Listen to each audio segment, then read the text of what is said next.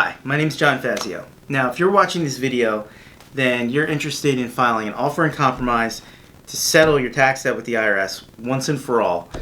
And you're hoping that you can qualify to do so and that the IRS would take a fraction of what you owe in full satisfaction of all your debts. Now, what is an offer-in-compromise anyway? And is it realistic in your particular case? So let's talk about that. An offer-in-compromise is basically where you tell the IRS that you're up to date with your current tax obligations, and yet you can't pay them the full amount that you owe, even on an installment basis over time.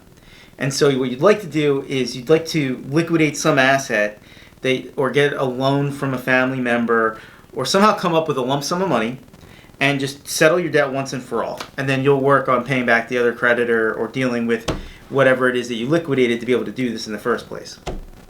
Now, in order to file your offer-in-compromise and to have it processed by the IRS, you've got to meet three criteria.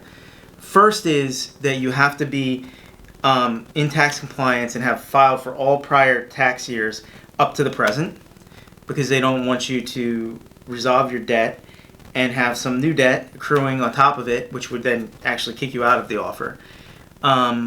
They also want to, but an important note about that is if you're somebody who actually has a lot of unfiled returns and you're going back like 10 years, maybe you had a business that failed and you just got behind and never caught up, you only have to go back 6 years. Policy document 5-133, which came out in 2017, clarified that the criminal statute of limitations is 6 years, and the IRS will process and they'll review an offer for somebody that has at least the last 6 years in compliance.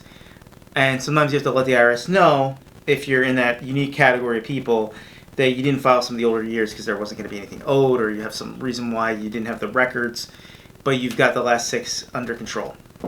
Next is you have to have your estimated tax payments for the prior tax year in and paid.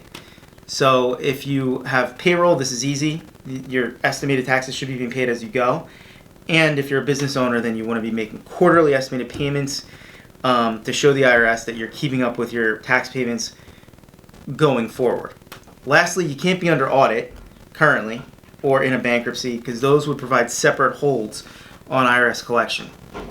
So the next question that a lot of people ask is, because they're really excited about the idea, they're saying, hey, I'm up to date with my current taxes, I've been paying, but I got these back taxes and I'd love to get them wiped out. What is it going to take? How much do I have to pay? Well, first of all, let's see if you qualify. To qualify for an offer-in-compromise, in terms of your financial picture, when we look at your balance sheet, what we see is you're either upside down and you don't have any assets to contribute at all, or all of your assets are heavily encumbered with debt, so they're not really helping you to pay down the IRS debt. They're just another obligation. And we see people that are in that situation where they may have some assets that they could liquidate, but in order to do so, they would have to pay off a lot of other obligations, or it's not feasible to do in a quick time frame. So they're willing to say, hey, I'll pay a little more than what my financial feasibility shows because I'm going to get my family members to help me out a little bit.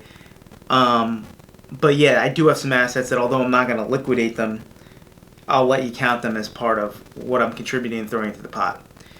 So mainly it's for people with no assets or people whose assets are heavily encumbered. And it's for people whose income would not pay off the tax debt over time if they were to pay it in installments. So if your income is really high, or it's really high over the last 3 years, but then you just had one bad year, then the IRS is not going to most likely see you as somebody who would qualify for an offer. All right, there's a couple different kinds of offers. There's doubt as collectibility, doubt as to liability, and effective tax administration. The main one that people fall into is doubt as to collectibility. That's looking at your finances, not enough assets where you could liquidate them and pay it off, not enough income where you pay it off over time. Boom, you're in the narrow corridor where you might be a candidate for the offer. Doubt as to liability is a lot harder. That's where you think the IRS made some kind of mistake. They assessed you. We do have those. We're working on one right now for a gentleman that the IRS is saying owed like $1 million, but it was through 1099 that is incorrect. That happens to people sometimes. And then the last one, effective tax administration, is like somebody who has a medical event. They can't work anymore. And so they are saying, hey, it's not right to collect from a disabled veteran. who has served his country, whose lack of income is owing to, the service he provided and what happened to him in the field of battle. That's the type of thing where maybe the IRS will let you off the hook, even if you do have some kind of disability income or you have some kind of, pension or whatever. They still wouldn't make you use that to pay down your IRS debt. Now, if you owe less than $100,000, if you make less than $100,000 and you owe less than $50,000, some people can actually go on the IRS website or make a call to the service center, and they can submit a streamlined offer, for which the paperwork is much less cumbersome, and the IRS review is much less in terms of scrutiny. But for most of you, you're going to have to present your full financial picture through a Form 433A, OIC, and if you have a business, an accompanying 433B form. So now we've got the total number of things that you got to provide to the IRS is the Form 656, which is the offer itself. That's the contract with the government to settle your debt. The 433 forms, which I just mentioned, all your supporting financial docs, proof of tax compliance, and then making sure that it gets mailed with the appropriate payment. We'll go over in a later video some of the ins and outs and technical aspects of paying the offer in compromise, what you have to pay with the submission and what gets paid later.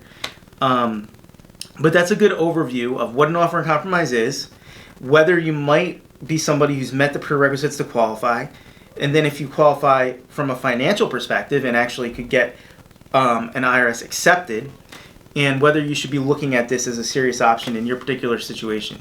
So I hope that was helpful, and I look forward to talking to you about your case. If you have any questions for us that we can answer, give us a call at 201-529-8024, or fill out one of these web forms that we've got all over our landing pages here, or look us up on the web and get in touch with us any way you'd like.